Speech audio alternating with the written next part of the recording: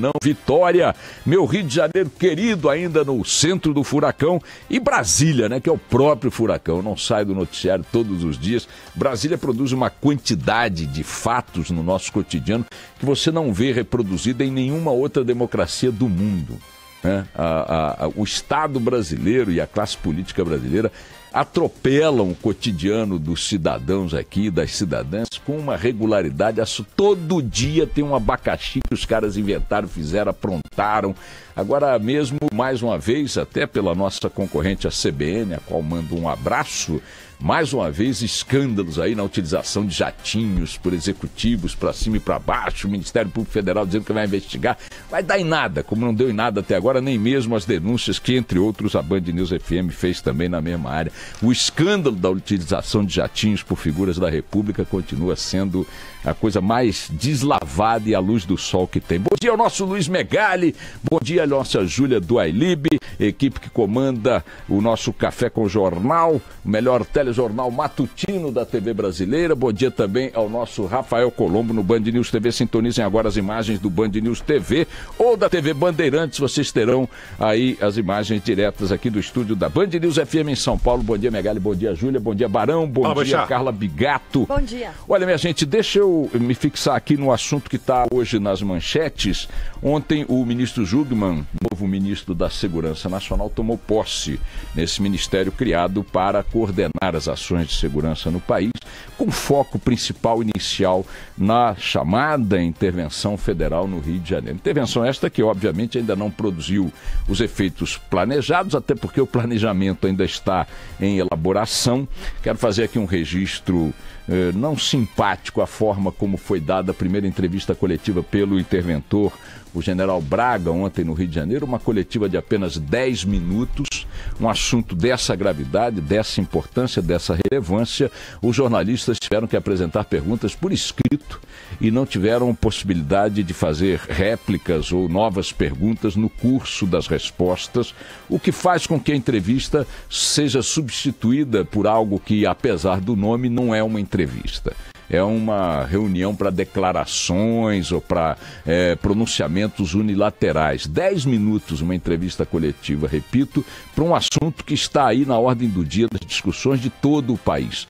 As redes sociais vêm registrando em relação à intervenção federal no Rio de Janeiro e ao assunto da segurança pública como um todo, 4 vezes mais postagens do que a soma de outros 4 assuntos relevantes dos últimos meses. Nem me lembro aqui quais são a condenação de Lula, mas não sei, tudo isso, se você somar o que as pessoas postaram nas redes sociais, comentando outros 4 episódios de alta relevância ou de alta repercussão no noticiário, as postagens sobre a segurança pública a partir do decreto da intervenção, que vai fazer 3 semanas daqui a pouco, superaram em 4 vezes essa soma, mostrando que a opinião pública tem absoluto interesse e não pode ser diferente, considerando o preço que a população paga no campo da segurança todos os dias, especialmente nas grandes cidades, especialmente no meu Rio de Janeiro. Aí você pega o interventor, o cara que vai estar indicado para conduzir a solução desse problema, o enfrentamento desse problema,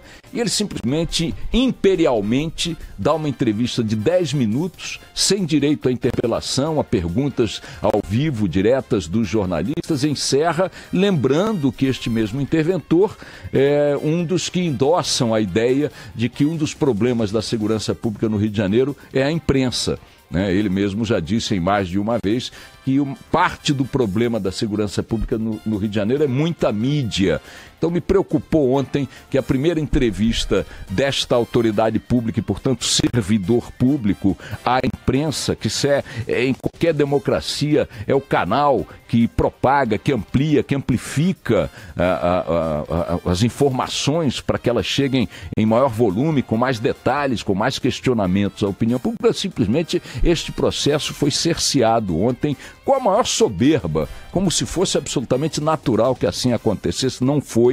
Fica aí o registro negativo desse aspecto da primeira coletiva dada pelo interventor do Rio de Janeiro. Espero que essa soberba ceda espaço à necessidade, de fato, de comunicar-se e detalhar o que vão fazer, claro, sem colocar em risco aquilo que dependa de segredo, de montagem sigilosa para poder surpreender a bandidagem. Ninguém quer aqui que o general conte como e o que vai fazer se isto colocar em risco a eficácia dessa ação.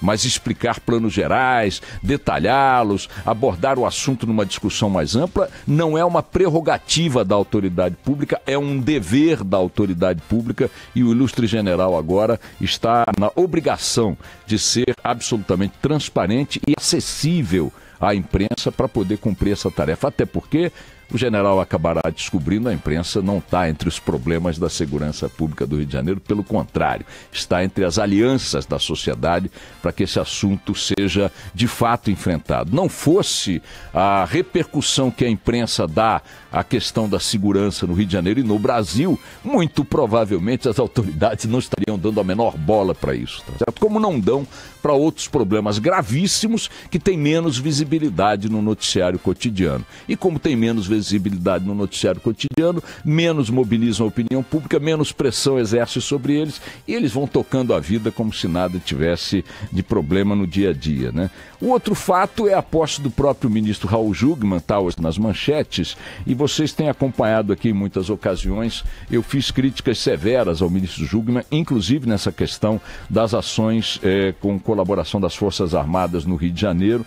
Tem sido até aqui operações de enxugar gelo, concentradas em apoiar a polícias locais em confrontos nas comunidades, invasões em comunidades, com um saldo absolutamente irrelevante de apreensões de armas, de captura de bandidos expressivos, mas mais do que isso, de quebrar a rotina do crime nessas comunidades. As Forças Armadas entram com 3 mil homens, 4 mil homens, forças policiais locais e tal, tiro para lá, tiro para cá, tanque, avião, submarino, o diabo a 4, e quando saem, 2 horas depois a bandidagem está lá, exercendo o mesmo domínio territorial que exercia até o minuto antes da intervenção ou da invasão policial e militar ocorrer na comunidade. Eu critiquei muito e continuo criticando o foco prioritário das ações de segurança nessas ocupações e intervenções nas comunidades. Importante chamar a atenção para o fato de que o general Braga ontem disse que as ocupações permanentes não serão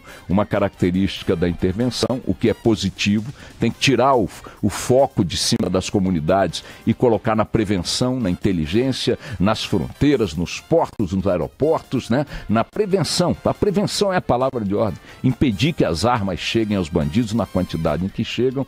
O ministro Jungmann ontem, na sua posse, eu que sempre critiquei muito duramente o ministro, inclusive por aquela declaração desastrosa de que a imprensa é masoquista quando cobre a criminalidade no Rio de Janeiro e no Brasil, quero aqui fazer um registro muito positivo.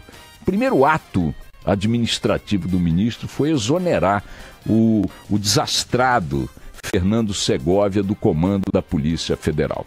O ministro agora tem sob suas asas, sob sua responsabilidade, a Polícia Federal, e sua primeira canetada foi mandar para escanteio essa figura esquisita do Fernando Segovia, que durante 110 dias no comando da Polícia Federal acumulou uma quantidade de bobagens, de atitudes equivocadas, de declarações desastrosas, que até para os seus pretensos aliados, ou aqueles a que pretendia prestar serviços, criou problema, a começar pelo próprio presidente Michel Temer.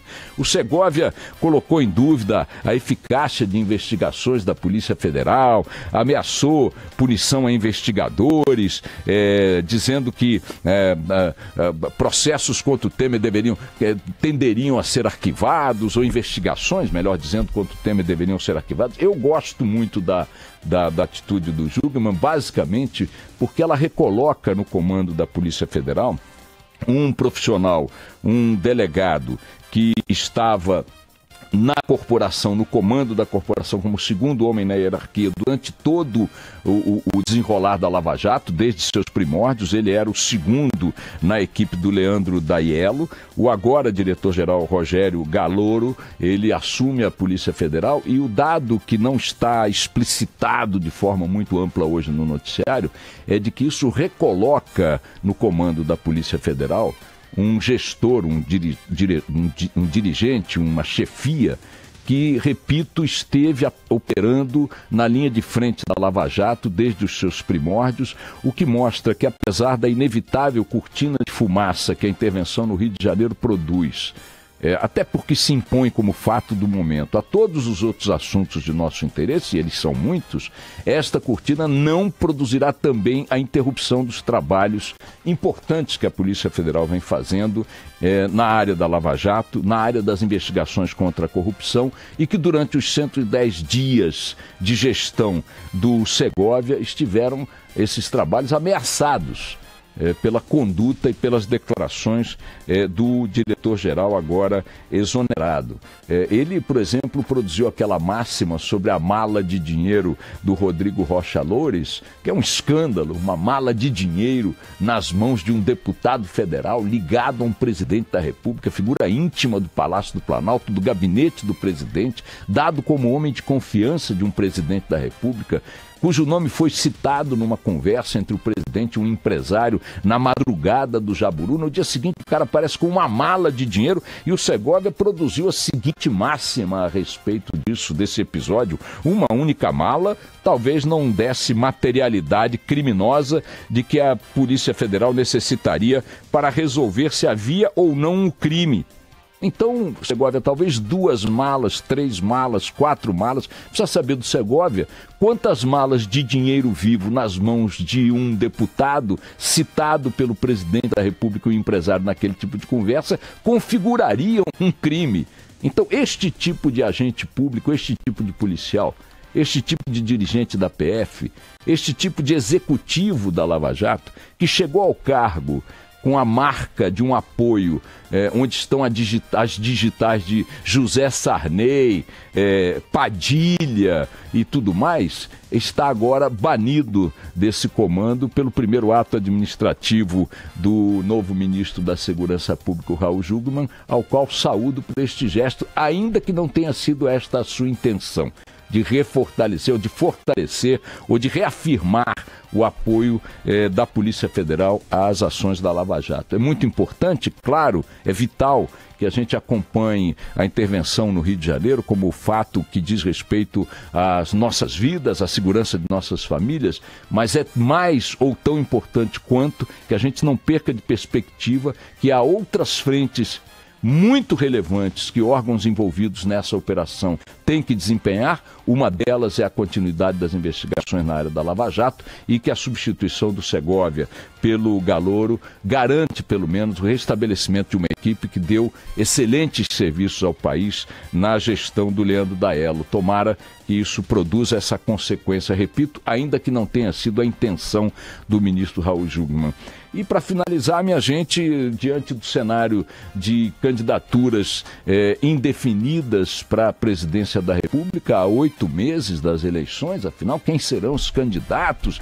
Quem de fato se consolidará? Algumas candidaturas, repito, estão aí colocadas de forma já definitiva, a do Bolsonaro, a do Ciro Gomes, a da Marina Silva, etc. e tal, mas há uma indefinição gigantesca no campo do PMDB, é o Temer, não é o Temer, no campo do... é o Meirelles, não é o Meirelles, no campo do PSDB, é o Alckmin, vai emplacar, não vai, no campo do PT, é o Lula, é o governador aquele da Bahia, como é o hein? Jacques Wagner, essa confusão toda, há 8 meses da eleição presidencial, nós sabemos qual é o cenário dos candidatos e nesse contexto, eis que surge a notícia estampada hoje com destaque nos jornais de que ninguém menos que o Kim Jong-un, aquele gorduchinho engraçado da Coreia, tem passaporte brasileiro desde os anos 90. É de São Paulo.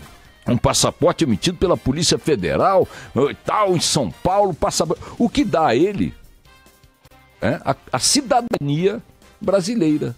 Então, o Kim Jong-un, minha gente, essa é a grande notícia do dia, é brasileiro. tem passaporte brasileiro. E diante dessa indefinição para outubro, eu já coloco a candidatura de Kim Jong-un à presidência da República. Diante do cenário que está aí, qual é a porra do problema de você ter o Kim Jong-un disputando o Palácio do Planalto também, ô Barão? Eu não sei se ele vai resolver os problemas do Brasil como presidente, mas pelo menos ia ter uma bomba atômica aqui, a gente ficar enchendo o saco do Donald Trump todos os dias. Olha que maravilha a carinha do Kim Jong-un no Café com o João, lá a carinha do Gorduchinho, é uma delícia. Em Praga, esse passaporte, muito bonitinho. Né? Se o Kim Jong-un for presidente do Brasil, eu vou pedir uma patente para fazer bonequinhos dele. Olha que gracinha o Kim Jong-un. Viva Kim Jong-un. Hashtag Kim Jong-un 2018. Tá resolvido o problema do Brasil. Vamos nessa, minha gente.